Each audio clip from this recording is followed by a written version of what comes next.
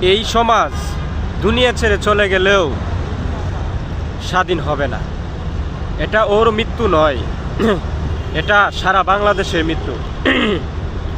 বাংলাদেশের বিবেকে মৃত্যু, বাংলাদেশের মানুষের মৃত্যু। কেন জানেন? আজকে আসিয়া মরে নাই, মরছে সমস্ত বাংলাদেশের মানুষ। কতটুকু নির্লজ্জ, বেহায়া, নিকৃষ্ট হলে তিন বাপ বেটা মিলে একজন মেয়ের উপর এরকম অমানসিক ধর্ষণ চালাতে পারে? আফসোস, বাংলাদেশে ইসলামী কোনো আইনি ব্যবস্থা নাই, সেই কারণে হয়তোবা আজকে এই অবস্থা।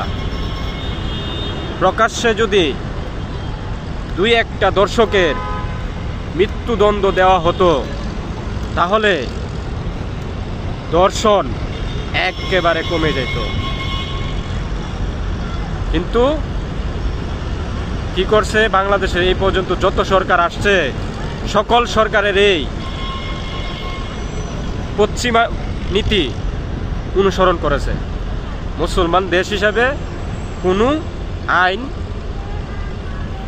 পরিচালনা করে নাই, প্রতিষ্ঠাও করে নাই, এটাই বাস্তব। কতটুকু নিকৃষ্ট হলে মানুষ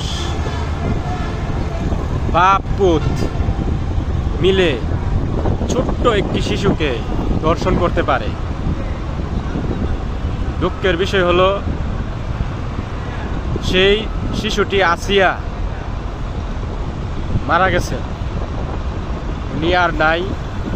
সবাই ওনার পরিবারের জন্য দোয়া করি যেন আল্লাহ তাআলা সর্বোচ্চ ধৈর্য ধারণ করার তৌফিক দেখ।